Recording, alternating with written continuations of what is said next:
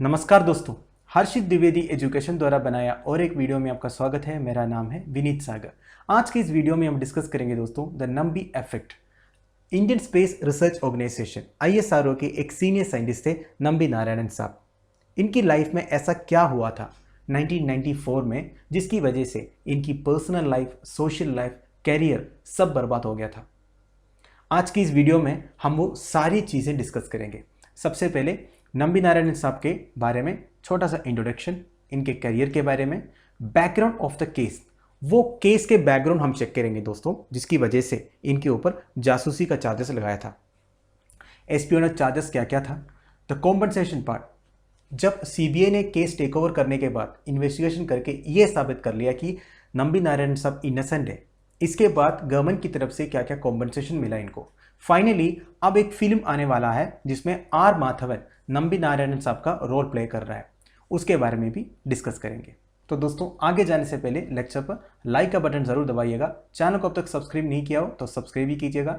हमें सपोर्ट करने के लिए आप चैनल के मेंबर बन सकते हो ज्वाइन बटन दबा के। शुरुआत करते हैं दोस्तों सबसे पहले वाई इन न्यूज़।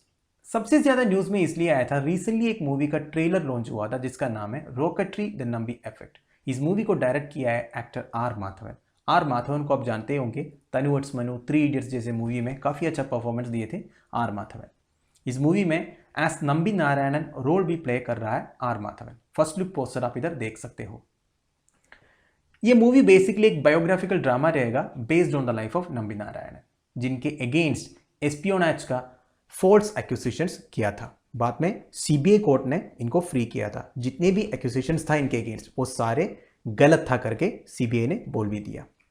इसके अलावा सुप्रीम कोर्ट ने a high level pro panel appoint किया था to take erring cops to task for causing tremendous harassment and immeasurable anguish to ISRO scientist. देखिए ये सब केस के बाद नंबी नारायणन साहब को हरास किया, ठीक है, इनकी लाइफ को बर्बाद किया, यह सब कोर्ट को पता चला था। इसके बाद सुप्रीम कोर्ट ने एक हाई लेवल प्रो पैनल भी अपॉइंट किया था यह सब इन्वेस्टिगेट करने के लिए, इसके बारे में पूरा सच्चाई पता करने के लिए। अब ये जो हाई लेवल प्रो पैनल है ना दोस्तों, ये रिसेंटली कोर्ट के सामने अपना रिपोर्ट भी सबमिट किया है। ये रिपोर्ट अभी पब्लिक नहीं हुआ है, तो ये सब की वजह से अभी नंबी नारायणन साहब अगेन इन न्यूज है। अब दोस्तों नंबी नारायणन साहब की थोड़ी सी बायोग्राफी देख लेते हैं। इनका जन्म एक तमिल ब्राह्मण फैमिली में हुआ था, नागरकोइल में। नागरकोइल आज के तमिलनाडु में है। And he was working in Thiruvananthapuram Thumba equatorial rocket launching station. देखिए ISRO का 2 रॉकेट लॉन्चिंग स्टेशन है, एक श्रीहरिकोटा में आंध्र प्रदेश पुलिकाट लेक में, एक है केरला के कैपिटल तिरुवनंतपुरम के पास Thumba equatorial rocket launching station. Nambi Narayanan साहब उधर ही सर्विस कर रहा था। He was inspired by Vikram Sarabhai, the then ISRO chairman, to study at Princeton. Vikram Sarabhai साहब, आपने सुना होगा विक्रम साराभाई स्पेस सेंटर वगैरह, वो तब के ISRO चेयरमैन थे। उनसे इंस्पायर हो गए, ये पढ़ने गए प्रिंसटन यूनिवर्सिटी यूनाइटेड स्टेट्स में। इन a record time of 10 months, he completed the master's program in chemical rocket propulsion. देखिए 10 महीने के अंदर ही वो अपना मास्टर्स प्रोग्राम कंप्लीट किया इन केमिकल रॉकेट प्रोपल्शन। तो आप समझ सकते हो नंबी नारायणन साहब बहुत ही इंटेलिजेंट आदमी थे। वैसे भी दोस्तों देखा जाएगा तो ISRO में ऐसे साइंटिस्ट अगर आपको जॉब मिलना है तो वो भी एक बहुत बड़ा अचीवमेंट है। काफ़ी इंटेलिजेंट इंजीनियर्स को वो अपॉइंट करते हैं, इनके एग्जामिनेशन भी टफ होता है, ठीक है। He was awarded the Padma Bhushan, the 3rd highest civilian award in the Republic of India. Government of India ने इनको अदा किया है पद्म भूषण देके। The scientist was instrumental in developing the Vikas engine. देखिए हमारी पहला पोलर सैटेलाइट लॉन्च व्हीकल में जो इंजन यूज किया था विकास, इस विकास इंजन का डेवलपमेंट में नंबी नारायणन साहब एक बहुत बड़ा पार्ट लिया था। As a senior official at the ISRO ही was incharge of the cryogenics division. देखिए क्रायोजेनिक्स डिवीजन का इंचार्ज था नंबी नारायणन साहब। Forcing the need for liquid fuel engines, Narayanan as the ISRO's cryogenics division introduce the technology in country in 1970। देखिए नंबी नारायणन साहब को यह पता था, उन्होंने ये फोर्स ही किया था हमें लिक्विड फ्यूल इंजन की जरूरत है। तब तक ISRO सोलिड फ्यूल यूज करते थे, पर लिक्विड फ्यूल यूज करने से ज्यादा एफिशिएंसी मिलता है रॉकेट्स को, तो ये इन्होंने फोर्स ही किया था। और इन्होंने 1970s में ही ये जो क्रायोजेनिक्स टेक्नोलॉजी है ये इंट्रोड्यूस किया था हमारे ISRO में। अब दोस्तों बैकग्राउंड ऑफ द केस हम डिस्कस करते हैं, जिन केसेस की वजह से नंबी नारायणन साहब के अगेंस्ट जासूसी के चार्जेस लगाए थे उसका बैकग्राउंड क्या था। देखिए कहानी शुरू हो जाता है 1992 में, जब इंडिया ने रशिया के साथ एक एग्रीमेंट साइन किया था for transfer of technology to develop cryogenic fuel based engines and procurement of 2 such engines for 235 crore। देखिए दोस्तों, मैंने आपको पहले ही बता दिया ISRO यूज करता था सॉलिड फ्यूल्स, जिसकी एफिशिएंसी क्रायोजेनिक फ्यूल से कंपेयर करने से बहुत ज्यादा कम था। इंडिया को सख्त जरूरत थी क्रायोजेनिक टेक्नोलॉजी का। क्यों? क्योंकि उस टाइम पे जो डेवलप्ड स्पेस एजेंसीज थे, जैसे United states of America, France, Russia, सारे क्रायोजेनिक टेक्नोलॉजीज यूज करते थे। तो इंडिया ने क्या सोचा, हम भी क्रायोजेनिक इंजिन्स खरीद लेते हैं और टेक्नोलॉजी भी पाते हैं उनसे। इसलिए इंडिया पहुंच गया रशिया के पास और रशिया के साथ एक एग्रीमेंट साइन किया, जिसमें 2 क्रायोजेनिक फ्यूल बेस्ड इंजिन्स भी आना था, साथ साथ में ट्रांसफर ऑफ टेक्नोलॉजी भी। ट्रांसफर ऑफ टेक्नोलॉजी का मतलब क्या होता है, वो इंजन बनाने का टेक्नोलॉजी हमें मिल जाएगा, उससे हम भी नया इंजन बना सकते हैं। पर प्रॉब्लम अभी शुरू हुआ दोस्तों। ये जो डील है इंडिया एंड रशिया का, ये यूनाइटेड स्टेट्स ऑफ अमेरिका को अच्छा नहीं लगा। क्यों अच्छा नहीं लगा? पहला रीजन, इतने कम दाम में, मतलब 235 करोड़ में रशिया इंडिया को क्रायोजेनिक इंजिन बेच रहा है, साथ साथ में टेक्नोलॉजी भी दे रहा है। ये अमेरिका को अच्छा नहीं लगा, क्योंकि अमेरिका उस टाइम पर क्रायोजेनिक इंजिन्स बेचते थे बहुत ज्यादा दाम पर, और वो टेक्नोलॉजी किसी को देते भी नहीं थे। अमेरिका को यह भी डर था, ये टेक्नोलॉजी इंडिया के पास आ गया तो इंडिया फिर नया इंजिन बनाने लगेंगे, दूसरे देशों को बेचेंगे फिर उससे भी कम दामों में, तो अमेरिका का धंधा पूरा कम हो जाएगा। ऊपर से अमेरिका को यह भी डर था कि ये क्रायोजेनिक टेक्नोलॉजी इंडिया कहीं इंटरकॉन्टिनेंटल बैलिस्टिक मिसाइल्स में यूज ना करे। तो ये सब डर की वजह से यूनाइटेड स्टेट्स ऑफ अमेरिका ने क्या किया, रशिया को एक लंबा चौड़ा लेटर लिख दिया। ये बोला, आप ये डील को अभी के अभी कैंसिल करो, वरना आपके ऊपर हम सैंक्शंस लगाएंगे, आपको हम ब्लैकलिस्ट करेंगे। ठीक है। रशिया अंडर बोरिस येल्त्सिन, तब के प्रीमियर थे रशिया का, succumb to the pressure and denied the technology to India. देखिए, रशिया डर गया अमेरिका के सामने, बोला ठीक है भाई, हम कुछ नहीं देंगे इंडिया को। To bypass this monopoly, India signed a new agreement with Russia to fabricate 4 cryogenic engines. अब देखिए, अब टेक्नोलॉजी तो आएगा नहीं, पर इंडिया को क्रायोजेनिक इंजिन तो चाहिए था, तो इंडिया ने एक नया एग्रीमेंट साइन करने का फैसला लिया, जिसमें 4 क्रायोजेनिक इंजिन आना था रशिया से $9 मिलियन में। इसके लिए इंडिया ने एक ग्लोबल टेंडर भी फ्लोट किया। ठीक है। अब देखिए, ISRO had already reached a consensus with Kerala Hi-Tech Industries Limited. ISRO ने केरला हाईटेक इंडस्ट्रीज लिमिटेड करके कंपनी के साथ एक कंसेंसस भी साइन किया था, और ये जो कंपनी है केरला हाईटेक इंडस्ट्रीज लिमिटेड, सबसे कम दाम में क्रायोजेनिक इंजिन्स ISRO को खरीदने के लिए हेल्प भी करता।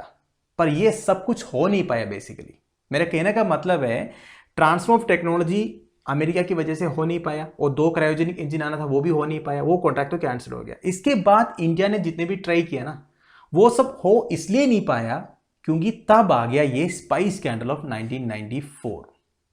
इसकी वजह से क्रायोजेनिक इंजन इंडिया में आ ही नहीं पाया। राइट। इसके बाद 94 के बाद 2008 में जाके इंडिया पहला क्रायोजेनिक इंजन टेस्ट किया, और सक्सेसफुली भी टेस्ट किया। वैसे after working for nearly 2 decades with French assistance, Narayan's team developed the Vikas engine used by several ISRO rockets, including the PSLV that took Chandrayaan-1 to the moon in 2008.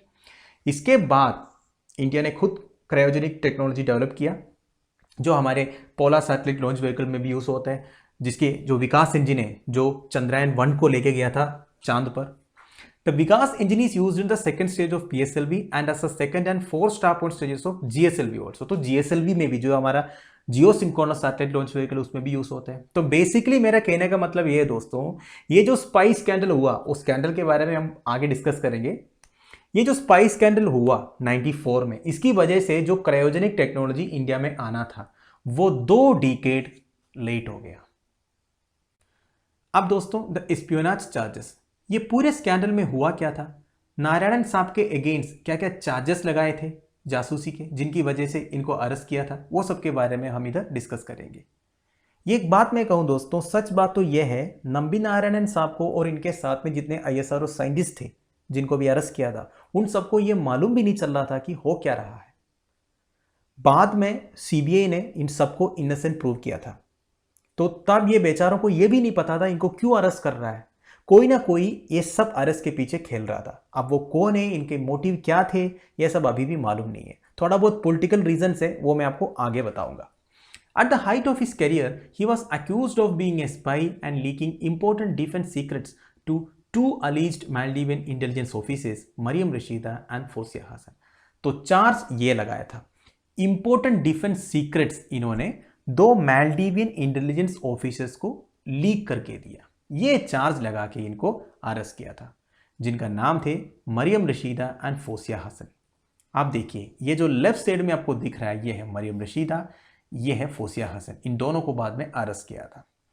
Actually दोस्तों, सच बात तो ये है, ये जो मरियम रशीदा है, इनको ना ISRO से कोई मतलब था, ना नंबी नारायणन से, ना कोई ISRO साइंटिस्ट से। इनको शायद ये मालूम भी नहीं था ISRO क्या है, ये क्या करते हैं, ट्रांसफर ऑफ टेक्नोलॉजी क्या है। पर पुलिस ने इनकी मुंह से जबरदस्ती बुलवाया नंबी नारायणन साहब का नाम, दूसरा ISRO साइंटिस्ट का नाम, और ये बुलवाया कि उन्होंने हमको कुछ इंपॉर्टेंट डिफेंस सीक्रेट्स देने में मदद किया, जिसकी वजह से नंबी नारायणन को और अदर ISRO साइंटिस्ट को पुलिस ने बाद में अरेस्ट किया था। Right. Accused of overstaying, it was during Rashida's interrogation, the cops made a case that she contacted ISRO scientists suspected of transferring the technology. अब देखिए, आप लोग सोच रहे होंगे पुलिस को ये मरियम रशीदा कहाँ से मिला होगा। देखिए, एक्चुअली मरियम रशीदा एक मालदीवियन नेशनल है, वो केरला में रह रही थी, उनका कुछ मिशन था। एक्चुअली मालदीव्स ने भेजा था उसको, वो केरला में रह रही थी। इंडिया के लिए ज़्यादा कुछ प्रॉब्लम नहीं था मरियम रशीदा का प्रेजेंस जो केरला में था, किसी को मालूम ही नहीं था वो इधर रह रही है करके। अब क्या हुआ, मरियम रशीदा की जो वीसा है, फॉरेन नेशन में रहने के लिए वीसा तो चाहिए, तो वीसा की वैलिडिटी है वो खत्म हो गया था, और वो गई थी पुलिस स्टेशन में ये बताने के लिए कि मेरी जो वीसा है इसका वैलिडिटी खत्म हो गया। पुलिस एक्चुअली वेट कर रहा था कोई ना कोई एक फॉरेन नेशनल का। अब उनको मरियम रशीदा मिल गया। अब मरियम रशीदा को उन्होंने यूज किया किसके लिए, Nambi Narayanan and other ISRO scientist के अगेंस्ट बयान देने के लिए। और फोसिया हसन, मरियम रशीदा से पता चला फोसिया हसन भी है, तो फोसिया हसन को भी यूज किया। इन दोनों को यूज करके इनके मुंह से बुलवाया कि नंबी नारायणन को वो जानते हैं, दूसरे ISRO साइंटिस्ट को भी वो जानते हैं, और इन्होंने हमें इंपॉर्टेंट डिफेंस सीक्रेट्स बताया है। तो पुलिस के लिए काफी था, इन्होंने जल्द ही जल्द नारायणन साहब को अरेस्ट किया along with D. Shashikumaran, another ISRO scientist, both of whom were accused of passing secret documents to foreign countries, especially Pakistan. आप देखिए, और एक चार्ज लगाया, ये बोला कि जितने भी सीक्रेट डॉक्यूमेंट्स हैं वो पाकिस्तान को भी दिया है। अब पाकिस्तान के नाम आ गया तो पूरा बवाल मच गया। With Pakistan being named, there was a frenzy among the public for punishing the guilty. अब देखिए दोस्तों, और एक बात मैं कहना चाहता हूँ, उस टाइम के जो न्यूज़पेपर्स थे केरला के, वो भी काफ़ी मदद किया पुलिस का। पुलिस जितना झूठ के ऊपर झूठ बोल रहा था, उसको पूरा सपोर्ट करके पूरा छाप देता था ये जो न्यूज़पेपर्स है। अब पब्लिक ये सब पढ़ के, जैसे पाकिस्तान का नाम आ गया, जो सो कॉल्ड देशभक्त है वो सबका ये क्या बोलते हैं, वो सब एकदम देशभक्त बन गए और बोला ये पाकिस्तान को जासूसी करके दिया, इनको अरेस्ट करो, इनको पनिश करो, ये सब बोलने लग गया। Right. Interrogated by the Intelligence Bureau, Narayanan claimed that he was subjected to torture and asked to implicate other ISRO officials. देखिए, नारायणन साहब को इंटेलिजेंस ब्यूरो ने भी इंटरोगेट किया। उन्होंने ये बोला कि उनको बहुत ज़्यादा टॉर्चर किया गया और उनको पुलिस ने दूसरे ISRO ऑफिशियल्स का नाम भी लेने के लिए ज़बरदस्ती फोर्स कर रहा था करके। ठीक है। अब दोस्तों, नारायणन साहब को अरेस्ट किया एंड 50 दिन जेल में भी रखा। वो ये क्लेम करता है इंटेलिजेंस ब्यूरो के जितने भी ऑफिशियल्स हैं वो इनको बार बार टॉर्चर किया एंड फोर्स कर रहा था दूसरे टॉप ISRO ऑफिशियल्स के नाम भी देने के लिए। मतलब वो ये चाहते थे ISRO के टॉप ऑफिशियल्स भी ये सेडिशन वाला केस में, जासूसी वाला केस में इन्वॉल्व हो। इससे ये साफ पता चलता है दोस्तों कि कोई ना कोई इसके पीछे खेल रहा था, कोई ना कोई ये चाहते थे कि ISRO के टॉप साइंटिस्ट इस तरह एक जासूसी केस में इन्वॉल्व हो। Amazingly, the case was handed over to the CBI within 20 days of it being registered. अच्छी बात यह हुआ दोस्तों कि 20 दिन के अंदर ही CBI ने इस केस को टेक ओवर किया, क्योंकि ये एक सेडिशन वाला केस था, नेशनल इंपॉर्टेंस वाला केस था, जिसमें फॉरेन नेशंस भी इन्वॉल्व था। इट वॉज इन 1996, 2 साल के अंदर CBI अपना क्लोजर रिपोर्ट दे दिया। Stated that spying allegations were unproven and false leading to the discharge of implicated person. CBI ने पूरा इन्वेस्टिगेट किया। इसके बाद ये बोला जितने भी एलिगेशंस आप लोगों ने इस साइंटिस्ट के ऊपर किया है वो सब गलत है, अनप्रूवन है, फॉल्स है, एंड इसकी वजह से नंबी नारायणन साहब को एंड दूसरे साइंटिस्ट को छोड़ दिया गया। The 79-year-old former scientist who was given a clean sheet by the CBI maintained that Kerala police had fabricated the case and the technology he was accused to have stolen and sold in 1994 case did not even exist at that time। देखो नंबी नारायणन साहब का कहना यह है Kerala police ने पूरे case को fabricate किया है, जानबूझ के मुझे फंसाया गया, और जो टेक्नोलॉजी की बात वो कर रहे थे, जिनको वो बोल रहे थे मैंने चुराया बेचा, वो टेक्नोलॉजी उस टाइम पे था ही नहीं। इससे ये पता चलता है कि केरला पुलिस ने किसी के लिए काम कर रहा था और पूरे केस को फैब्रिकेट किया गया था। अब दोस्तों द कॉम्पनसेशन पार्ट, आप देखिए इतना सब कुछ हुआ, 96 में सीबीआई ने नंबी नारायणन साहब को क्लीन चिट भी दे दिया, पर जो मेंटल ट्रॉमा से वो गुजरे, जो साइकोलॉजिकल एंड मेंटल हैरासमेंट इनका हुआ, एक फॉर्मर साइंटिस्ट जो देश के लिए इतना सब कुछ किए और जो कर सकता था, इनके साथ इनकी फैमिली लाइफ में, इनकी पर्सनल लाइफ में, इनकी सोसाइटी लाइफ में जो कुछ भी हुआ, इनका जवाब कौन देगा? नंबी नारायणन साहब पहुंच गए नेशनल ह्यूमन राइट्स कमीशन के बाद, और national human rights commission government of Kerala को यह बोला कि 1 करोड़ रुपी एज ए कॉम्पनसेशन दे दो। ही retired in 2001। Kerala High Court ordered a compensation amount of rupees 10 lakhs to be paid to Nambi Narayanan based on an appeal from NHRC India in September 2012। तो 1 करोड़ तो मिला नहीं, फिर केरला हाई कोर्ट ने government को बोला आप 10 लाख दे दो। सच बात तो ये दोस्तों, ये भी उनको ठीक से मिला नहीं। It was reported on 8 November 2012 that government of Kerala had not complied the Kerala High Court order to pay a compensation of 10 lakhs। ठीक है, मतलब 8 नवंबर 2012 को ये रिपोर्ट हो गया कि केरला गवर्नमेंट ने जो 10 लाख देने की भी वादा किया था वो भी नहीं दिया। Having borne torture and tarnishing of reputation in 2013, Narayanan filed a case seeking justice and exposing the conspiracy behind his plot to tarnish him। ठीक है, ये सब के बाद नारायणन साहब फिर पहुंच गया कोर्ट के पास, ये सब बोल के कि मुझे जस्टिस मिलना चाहिए एंड इसके पीछे जो कॉन्स्पिरेसी चला होगा वो भी आप बाहर निकालो। The 3 judge bench of the court ordered a compensation of 50 lakh to Narayanan. देखिए इसके बाद सुप्रीम कोर्ट ने 2018 में ऑर्डर किया 50 lakh Narayanan for mental cruelty and for being unnecessarily arrested and harassed by the Kerala police. तो सुप्रीम कोर्ट ने एक 3 जज बेंच था, उन्होंने ये ऑर्डर किया अननेसेसरली आप लोगों ने जो नंबी नारायणन को अरेस्ट किया, हरास किया, यह सब की वजह से आपको 50 लाख देना है नारायणन साहब को। ठीक है, तो स्टेट गवर्नमेंट तब तक बदल गए थे, कम्युनिस्ट सरकार आया था, उन्होंने ये डिसाइड किया कि 1.3 करोड़ रुपीस पे करेंगे नंबी नारायणन साहब को। वैसे 50 लाख सुप्रीम कोर्ट ने बोला, केरला गवर्नमेंट ने बोला, सब सोचने के बाद 1.3 करोड़ हम पे करेंगे। तो दोस्तों ये था नंबी नारायणन साहब की कहानी। अब आप लोग ये सोच रहे होंगे इतना बड़ा एक इश्यू होने के बाद केरला पॉलिटिक्स में क्या डेवलपमेंट रहा होगा। जी हाँ दोस्तों, केरला पॉलिटिक्स के लिए एक बहुत बड़ा इम्पैक्ट था ये जो पर्टिकुलर नंबी नारायणन केस। देखिए इनका नाम है के करुणाकरन।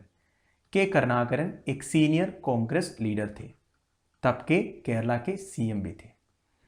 देखिए दोस्तों, नंबी नारायणन केस के पूरे रिस्पॉन्सिबिलिटीज एक्सेप्ट करके के करुणाकरन साहब को रिजाइन करना पड़ा सीएम पोस्ट से। इसके बाद सीएम बने ए.के. एंटनी साहब। ए.के. एंटनी साहब को तो आप जानते ही हैं, यह हमारे फॉर्मर डिफेंस मिनिस्टर भी रह चुका है। अब देखिए दोस्तों हुआ क्या था। देखिए केरला के जो कांग्रेस पार्टी है इसके अंदर बहुत सारे ग्रुप्स हैं, हर ग्रुप आपस में लड़ते रहता है सीट्स के लिए, पोजीशंस के लिए, जैसे हर पार्टी में होता है। के करुणाकरन साहब बिलोंग करते थे आई ग्रुप से, ए.के. एंटनी साहब बिलोंग करते थे ए ग्रुप से। ये दोनों ग्रुप हमेशा आपस में लड़ते रहते थे, कभी सीट्स के लिए, कभी पोजीशंस के लिए, वगैरह वगैरह। अब ये ए ग्रुप वाले एक मौके का इंतजार में था कैसे आई ग्रुप वाले के करुणाकरन साहब को सीएम पोस्ट से निकाला जाए और ए ग्रुप वाला ए.के. एंटनी साहब को सीएम बना दिया जाए। तो जैसा ये नंबी नारायणन वाला केस मिल गया, इन्होंने इस मौके का पूरा फायदा उठाया और ए.के. एंटनी साहब को बना दिया सीएम, के करुणाकरन साहब को रिजाइन करवाया सीएम पोस्ट से। तो दोस्तों जरा सोचिए, ये जो पर्टिकुलर केस में जितना कॉन्स्पिरेसी हुआ है, इसमें कहीं ना कहीं कोई पॉलिटिकल मोटिव तो नहीं था। देखिए पॉलिटिशियंस के लिए ऐसा एक केस चाहिए था जो केरला पॉलिटिक्स में बहुत बड़ा एक इम्पैक्ट क्रिएट कर सकता है। देखिए इनकी जो मकसद था, जैसे सीएम को गिराने का, नया सीएम बनाने का, ये सब तो फुलफिल हो गया ना। तो कहीं ना कहीं एक इनडायरेक्ट रिलेशन नजर आ रहा है कॉन्स्पिरेसी एंड पॉलिटिक्स के बीच में। अब सच हमें पता नहीं है। अब सुप्रीम कोर्ट की जो हाई लेवल प्रोब है, इन्होंने अपना रिपोर्ट भी सबमिट किया है। अब वी होप, मैं उम्मीद करते हैं कि कुछ ना कुछ सच अब सामने आ जाएगा।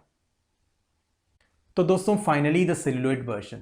देखिए अभी मूवी रिलीज होने वाला है। मूवी देखने के बाद आपको काफ़ी कुछ इन्फॉर्मेशन मिल जाएगा जो मैंने आपके लिए प्रोवाइड किया उससे कई गुना ज़्यादा। नंबी नारायणन साहब के लाइफ के बारे में, उनके अचीवमेंट्स के बारे में, करियर के बारे में, पर्टिकुलरली इस केस के बारे में। Hopefully the nation will wake up to the fact that there is much more to this case. ठीक है, ये मूवी देखने के बाद हम उम्मीद करते हैं हमारे देश के लोगों को ये पता चल जाएगा इस केस में बहुत कुछ छुपा हुआ है एंड सच जो है वो एक दिन बाहर आना ही आना है। तो दोस्तों दैट्स एंड ऑफ इट। मैं उम्मीद करता हूँ आप लोगों को नंबी नारायणन साहब के बारे में, ये पर्टिकुलर केस के बारे में काफ़ी कुछ समझ में आ गया होगा। आप लोगों की वैल्यूएबल सजेशंस एंड कमेंट्स आप मुझे प्लीज़ कमेंट बॉक्स के थ्रू बता दीजिएगा। Thank you for watching. Bye bye. Have a nice day.